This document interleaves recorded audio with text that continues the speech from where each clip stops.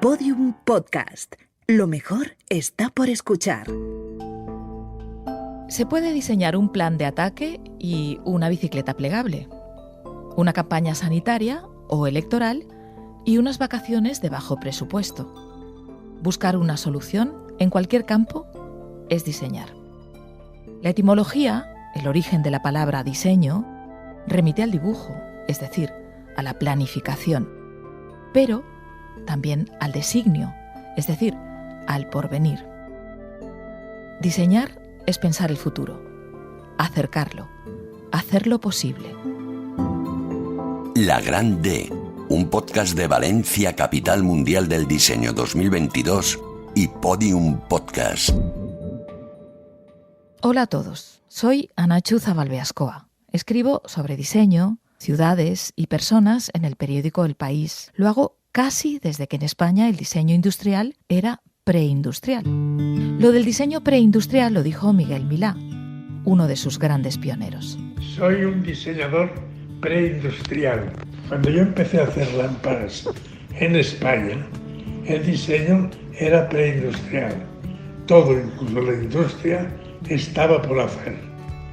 Efectivamente, durante la posguerra todo estaba por hacer, mucho más que antes de la guerra civil. Y lo primero que tuvo que idear el diseño fue el puente entre la artesanía y la industria. Luego se identificó diseño con sillas. Diseño también eran las lámparas. Y, por supuesto, diseño eran los carteles, cuando no eran arte. El diseño era y ayudaba a ser. Un poco más tarde, diseño fueron los bares de diseño, los garitos de moda que nos hacían sentir cosmopolitas y modernos. El diseño adquirió tanta importancia en la industria como glamour en la sociedad.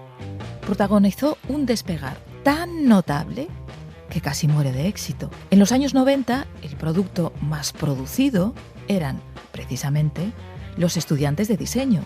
Lo recuerda Juli Capella, otro pionero, director del primer festival internacional, la Primavera del Diseño, y de la primera revista que se llamaba, lo adivinaréis, de diseño. Por eso empieza el cachondeo de estudias o diseñas, bla, bla, bla, etc. Tan cerca del glamour como de la ingeniería, el diseño transformó entonces la cara del mundo. Ni los cohetes, ni las lavadoras, ni los bolígrafos volvieron a ser igual. Todo empezó a cambiar a la vertiginosa velocidad de la sociedad postindustrial de consumo. Hoy todo puede ser diseño. Y sin embargo, el diseño se desmaterializa. El diseño son apps, desalinizadoras que podrían salvar el planeta, respiradores que nos salvaron durante la pandemia. Son videojuegos y es el periódico digital. Ahora, cuando parece que todo es diseño, voy a tratar de explicaros cómo ha crecido tanto. Subíos a este viaje por el mundo del diseño. Bienvenidos a este podcast. Esto es La Gran D. Primer episodio. Diseño. ¿Pero qué es el diseño? Diseñar es decidir y definir la forma final de un objeto que ha de ser usado o manejado por un ser humano, por una persona. Ese es el diseño, no es más. El que resume lo que hoy es el diseño es Nacho Lavernia. Este Premio Nacional de Diseño, especializado en envases, nos va a ayudar a entender todo lo que es, ha sido y será el diseño. Además de Juli y Nacho, para intentar explicar lo que es el diseño, me he rodeado de sus grandes protagonistas. Hemos invitado al podcast a quienes lo han construido, dibujado y producido. Well, design is sometimes asking the questions, sometimes it's also solving. Esta es Paola Antonelli, la arquitecta de origen italiano que decide qué es el diseño o no en la colección del MoMA de Nueva York. Ella asegura que diseñar es a veces hacer preguntas y otras contestarlas. Para construir la Gran D he charlado con la vanguardia del diseño, pero también con los pioneros, como Miguel Milá, que recordemos, se define como diseñador preindustrial, aunque su lámpara cesta se venda en la tienda del MoMA donde trabaja Antonelli. Diseñar es poner a los demás por delante de tu ego, es poner orden en los elementos de un todo. Que el diseño es todo cuanto nos rodea, que lo ha hecho el hombre. Todo está diseñado. Ahora, la mayoría de las cosas muy mal. Este es, de nuevo, Juli Capella. Hoy es arquitecto, pero ya os he contado que empezó como periodista. Tras publicar la primera revista de diseño en España, lo llamaron de Milán para dirigir Domus. Y Domus es la Biblia de este género, que lo quiere ser todo. Juli ha venido al estudio de grabación con su amigo Xavi Mariscal. Y a Mariscal hace falta que lo presente. Es el autor de Kobe, la mascota de los Juegos Olímpicos de la Barcelona de 1992. Es también el más irreverente y el más internacional de los diseñadores españoles. Bueno, el diseño creo que es un sistema de pensamiento que se establece a partir de que viene ya una sociedad industrial y hay que empezar a producir objetos en serie. Pero antes de esto siempre ha habido un pensamiento de cómo podemos hacer con el mínimo de esfuerzo, el mínimo de energía, una producción y resolver problemas, pues por ejemplo, pues cómo puedo cavar la tierra, pues al principio pues con un palo, ¿no? Pero llega un momento que se hace una azada y últimamente pues ya es una máquina que escarba. Nuestra otra gran diseñadora planetaria, Patricia Urquiola, piensa que no es que todo sea diseño, es que todos podemos ser diseñadores. En el momento que vi que también la parte que el diseño tomó importancia en lo que podía ser, cómo poder afrontar un proyecto, fue muy interesante entender que todos somos un poco designer, que todos podemos, que se amplía mucho esta relación, ¿no? En realidad es en qué modo tú piensas a tus... No sé, es como, en realidad lo que se proyecta no son tanto los objetos o como tools, como objetos para vivir, sino los comportamientos, el comportamento que dan los italianos. Pero no todos los grandes diseños han tenido autores conocidos. Pensad en el clip, el que utilizáis para sujetar papeles, en el lápiz, que utilizáis para subrayar, en las tijeras, en el termómetro, en el porrón o en las hueveras de cartón, las que utilizamos para que los huevos no lleguen a casa revueltos. Buena parte de los mejores diseños son anónimos, clásicos. Nos lo explica el maestro Miguel Milá. Clásico es aquello que no se puede hacer mejor. Vamos a viajar en el tiempo en busca de esos clásicos. En 1956, Manuel Jalón Corominas era capitán en el Ejército del Aire Español. Estaba en Estados Unidos, en la base aérea de Chanute, en Illinois, y estaba allí para aprender a mantener los motores de los F-86. En un hangar, observó cómo unos soldados empujaban una bayeta con un palo para evitar agacharse a limpiar el aceite que perdía un avión. De vuelta en Zaragoza, patentó la fregona de marca Rodex, con rodillos para escurrir el mocho, que con el tiempo fueron sustituidos por un embudo calado en el que se escurre la mopa. Señora, único fregasuelos de escurridero con nervios interiores. No hay casa en el planeta sin el invento de Jalón. Eso sí, lo han usado infinitas más mujeres que hombres, aunque fue ideado por hombres y para hombres.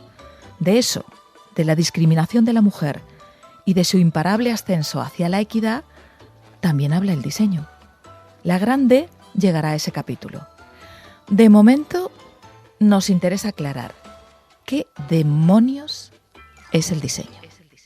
Todos los objetos que nos rodean y que usamos de alguna forma más o menos directa son objetos diseñados, están diseñados por alguien, bien o mal, por un profesional o por un amateur, pero generalmente por profesionales. Yo cuando tengo que dar una charla sobre diseño a gente, a profanos que no conocen lo que es el diseño, se supone, lo primero que hago es ponerles un montón de imágenes de los productos que usan todos los días cientos de veces, desde el reloj despertador hasta la cafetera, pasando por cualquier electrodoméstico, el coche, los semáforos que ven en la calle, las marcas que ven, el periódico que leen. Es decir, todo eso está diseñado, absolutamente. Lo ratifica de nuevo Lavernia. Todo, absolutamente todo, está diseñado. Pero el diseño no es siempre visible.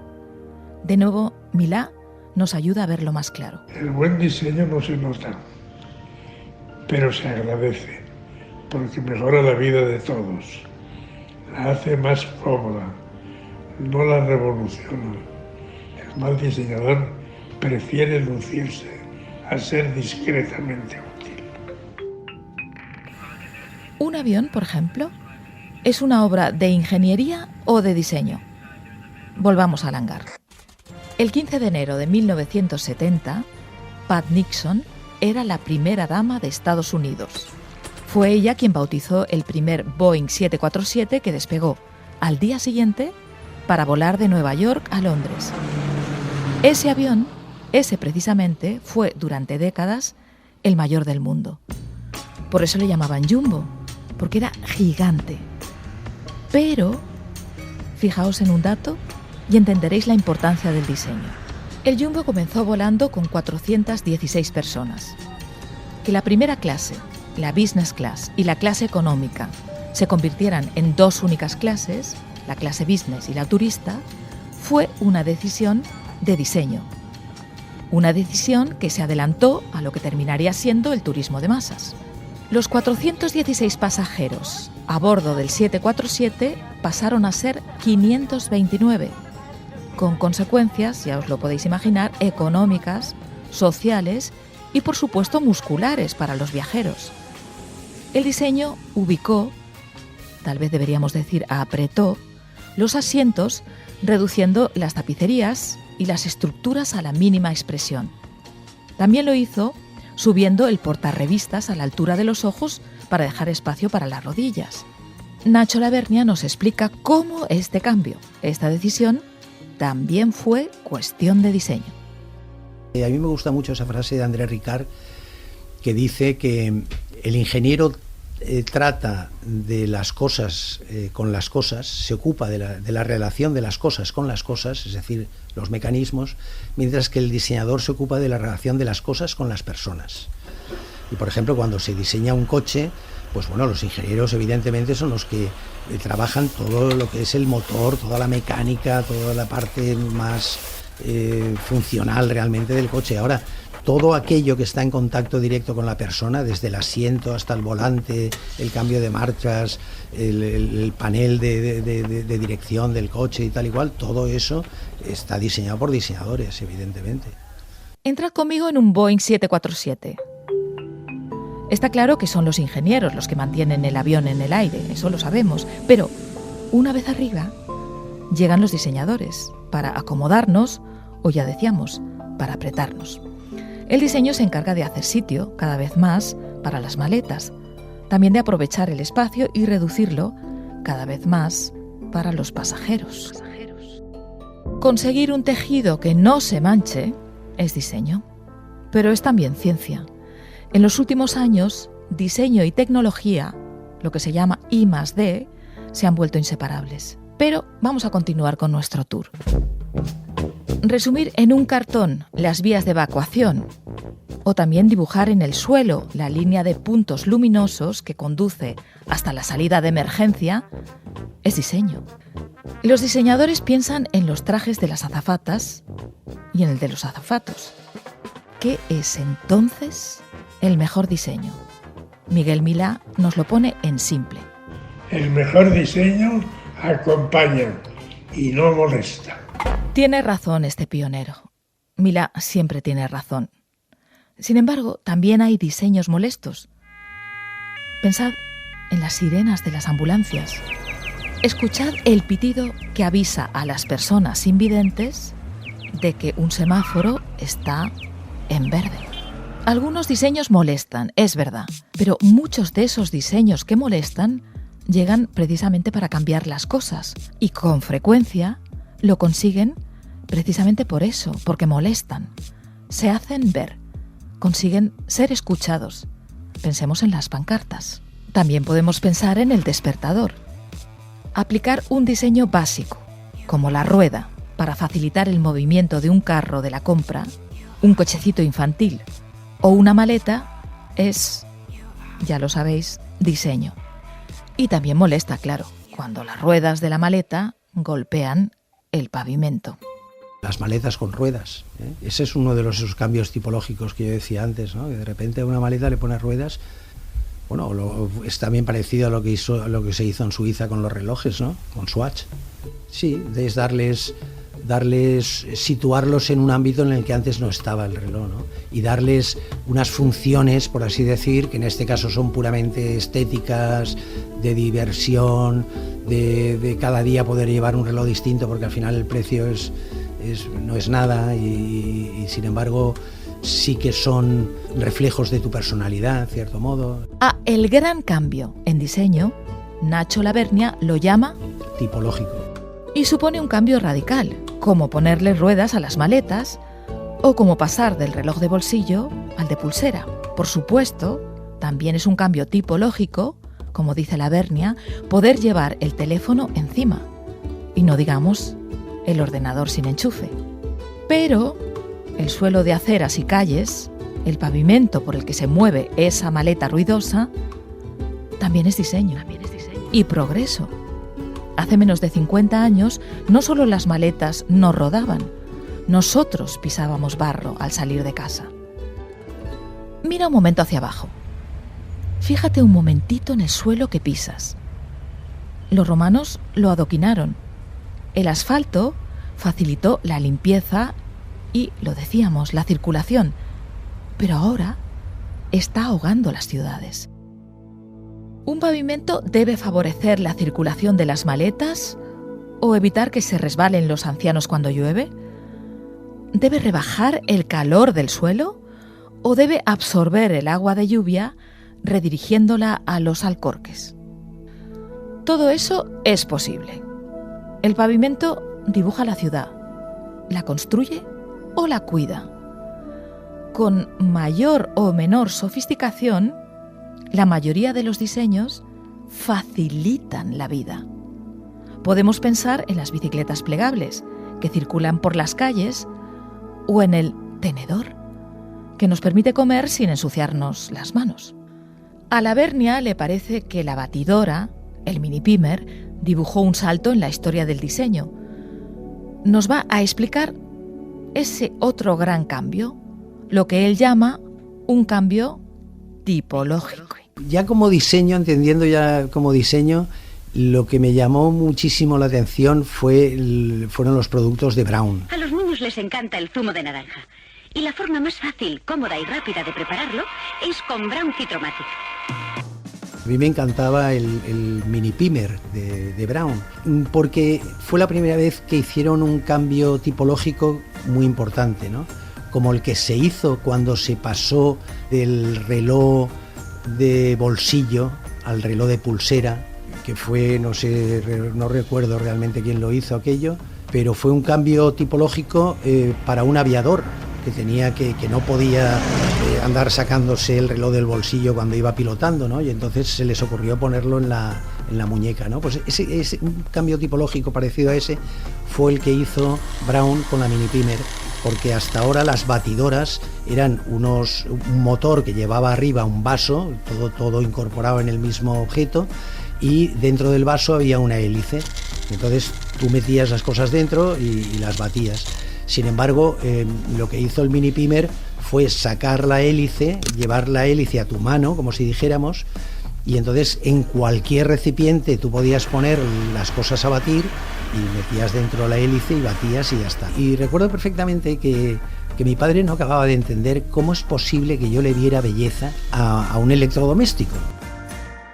Pero más allá de funcionar, de ser útiles, de acompañar o incluso de molestar, algunos diseños pueden transformar la vida de las personas o a sí mismos para cumplir con muchas funciones. Hasta que llegó el móvil, el rey de la polifunción era una reina, la navaja suiza. La navaja suiza era nada menos que todo lo que necesitas para sobrevivir, en cualquier sitio. La inventó Karl Elsener hace 125 años. La navaja no solo servía para cortar, encerraba un mundo en apenas 8 centímetros. La publicidad de Victorinox asegura que no solo inventó una navaja, inventó una actitud. Era el todo en uno, el viajar ligero, el enfrentarse a la aventura encerrado en una navaja plegable. Y suiza. La nacionalidad del diseño es el apellido de la navaja, la del ejército suizo, la herramienta para todo de un país del que la mayoría de las personas ignoran que tenga ejército. Bueno, te puedo decir que la navaja suiza ha sido el regalo de los abuelos de alemanes a mi hijo, que tiene 5 años, una navaja suiza especial que tiene hasta tiene el cuchillito pero no tiene punta, y él está encantado. Aparte, él cree que su papá lo puede reparar todo, que me parece que es un concepto maravilloso, que un niño quiere a que su papá lo repara todo, y es un objeto multiusos que lo llevas y te saca de aprietos donde estés. La que habla de su hijo Otto es Inma Bermúdez. Ella es la primera diseñadora española que ideó productos para IKEA. Ha firmado lavabos pequeños, relojes de lujo, jarrones, mesas, percheros y hasta maletas. Hoy es la musa de la empresa sueca, pero volvamos a la navaja suiza. ¿En qué adelantó una navaja del siglo XIX al teléfono inteligente del XXI? En diseño, claro. El que fuera director del Design Museum de Londres, Dejan Sajic, lo resume. Cuesta creer que fuera solo en 2007 cuando se lanzó el primer móvil inteligente diseñado por Steve Jobs y John Ive. Con él, el iPhone lo cambió todo. El móvil es ahora nuestra cámara, nuestro reloj, nuestro despertador, nuestra grabadora. Además, el móvil ha cambiado la manera en la que nos relacionamos entre nosotros y nuestros sistemas políticos. Esa unión de funciones en un aparato es, ya lo sabéis, diseño. Y ese diseño compacto que emplea nanotecnología ha hecho que el móvil se convierta en una extensión de nosotros mismos. Ese es el futuro que vaticina Patricia Urquiola, el del móvil como una extensión de nuestro cuerpo. Es un teléfono que, entre otras cosas, todavía está en una fase evolutiva en la cual lo han hecho menos pesado, pero que se nos cae de las manos y se cae y se rompe. O sea, todavía el pobre en una fase de evolución muy importante que creo que en muy poco tiempo todavía se presentará con otra forma. ¿Impulsará entonces la nanotecnología una reducción en el tamaño y la cantidad de nuestras pertenencias? Bueno, seguramente los objetos serán más, como se dice, smart, ¿no? Más inteligentes. Muchos de los objetos tendrán, porque tendremos la tecnología que permitirá, con un pequeño chip, con un costo que no es, y con una manera de bajar cosas de la red de manera muy fácil, tendremos un montón de objetos que tendrán un mínimo de autonomía o que ayudarán como que a resolver una serie de cosas, a avisarte que tienen un problema o medirnos nuestros constantes vitales. Todo esto ocurre y va a ocurrir siempre más, está claro. Todo este tema es muy interesante. Es una especie de pre-robótica. Robótica está toda orientada ahí. No estamos hablando solamente del robotín enfrente a ti que te resuelve todo. La Grande. Una historia del diseño con Anachu Zabalbeascoa.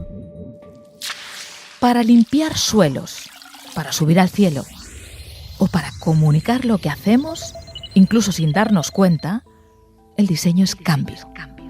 Si no lo vemos es porque no queremos. Lo tenemos delante. Nos estáis escuchando. Pensad en los aparatos y formatos con los que habéis bailado a lo largo de vuestra vida. Los nativos digitales, ya sabéis, la generación Z o V de virtual, vivís dentro de unos cascos. Nada que objetar. Gracias por escucharnos. Pero igual no sabéis que son muchas las generaciones que han salido a la calle con cascos, headphones en la cabeza, desde que Masaru Ibuka, uno de los fundadores de Sony, le pidió al director de su empresa un aparato portátil para poder escuchar música, eso sí, sinfónica, cuando jugaba al golf. Walkman, el nombre de ese aparato, quiere decir hombre que camina, y eso hacía la música, caminar con nosotros, lo mismo que estos días. Es verdad que los cascos aíslan, es verdad que también acompañan, pero que nadie se engañe, no son un rasgo generacional. Los primeros se inventaron hace 142 años y pesaban 5 kilos. Los primeros cascos oficiales los diseñó, fabricándolos en su cocina de Utah, en Estados Unidos, Nathaniel Baldwin. Lo hizo porque era mormón y quería escuchar lo que se decía en el templo que tenía al lado de casa. Lo quería hacer sin ir al templo. De modo que, como un juego de niños, conectaba un fonendo a la iglesia y se colocaban los cascos. En Londres, los electrophones de finales del siglo XIX permitían escuchar obras de teatro. Todo un antecedente de los podcasts como el que estás escuchando. El diseño nos ayuda, nos define, nos salva la vida y nos la cambia. Nos saca del aburrimiento descubriéndonos otra manera de ver el mundo, pero también habla de nosotros. Los boomers pensábamos que el Walkman era lo más. Y escuchar un Walkman sobre patines era lo más guay del momento. Cascos, música, patines. ¿De qué época estamos hablando exactamente? ¿Es cierto que todo cambia? ¿O será que todo vuelve? Por vuestra capacidad para reconocer los juegos, podemos saber la edad que tenéis y la relación con el diseño que habéis tenido, aún sin saberlo. Le hemos preguntado a Paola Antonelli, ya sabéis, la arquitecta que dirige el departamento de diseño del MoMA de Nueva York, si, atención, si los videojuegos son diseño. Y dice que sí. Es importante documentar un nuevo mundo que era embrionario en 1957, cuando se diseñó el primer videojuego, y que ahora está en todas partes. Paola dice que los videojuegos documentan el mundo, pero parece ser que solo el mejor de los mundos. El MoMA no tiene ningún videojuego que contenga violencia gratuita. De la misma manera que no tiene ningún arma, aunque ya sabéis que lamentablemente hay muchísimo buen diseño en algunas de ellas. ¿Habéis jugado alguna vez con un yo-yo? Se lo voy a preguntar a Ima Bermúdez, que tiene un hijo pequeño. Yo tenía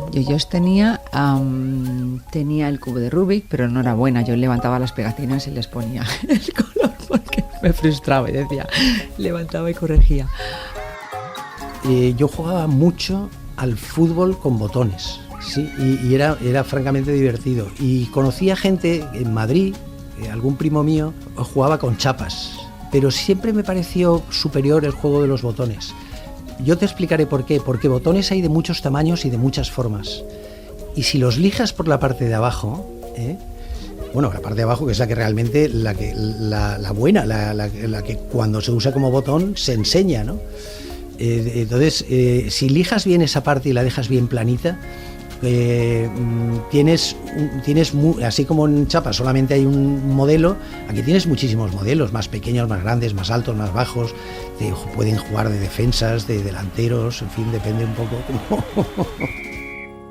También algunos diseños, como las canicas o las chapas, sufren el peligro de extinción. En próximos capítulos explicaremos por qué. Entenderéis que el consumo está directamente relacionado con la industria y el consumismo con la obsolescencia programada.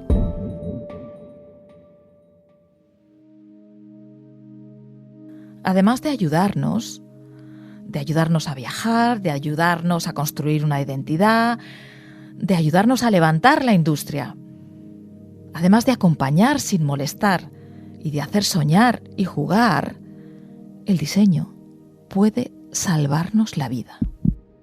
Los respiradores fueron el aparato, es decir, el diseño, más buscado al principio de la pandemia.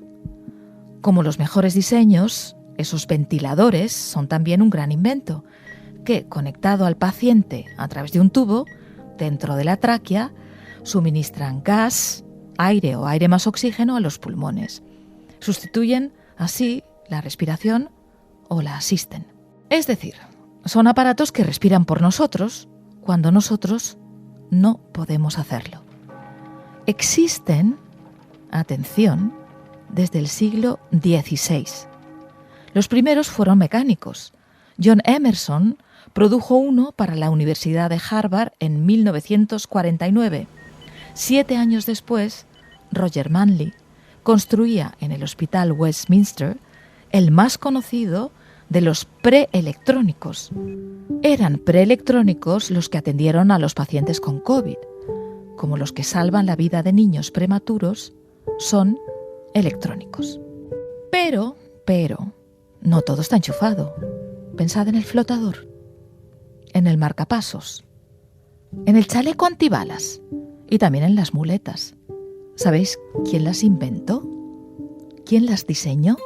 Pero espera, déjame pensar, ¿qué diseño me ha cambiado la vida? Evidentemente las gafas.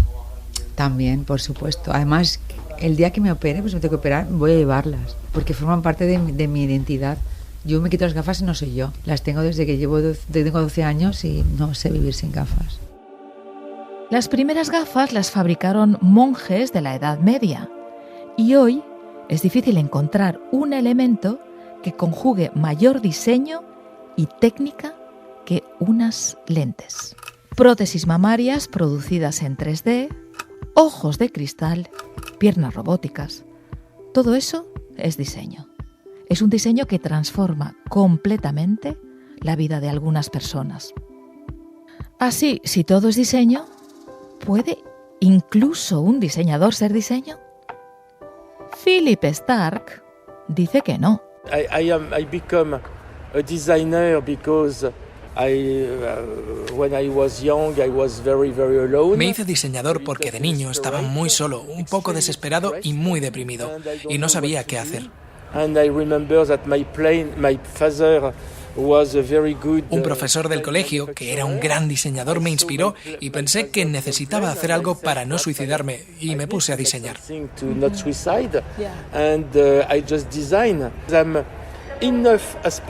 Era suficientemente Asperger como para tener esa increíble creatividad y no tanto lo suficiente como para no poder continuar con mi vida. Soy un chiste. Lo estáis escuchando. Stark se ríe de todo, empezando por sí mismo. No vamos a ser menos. Nosotros tampoco bromeamos.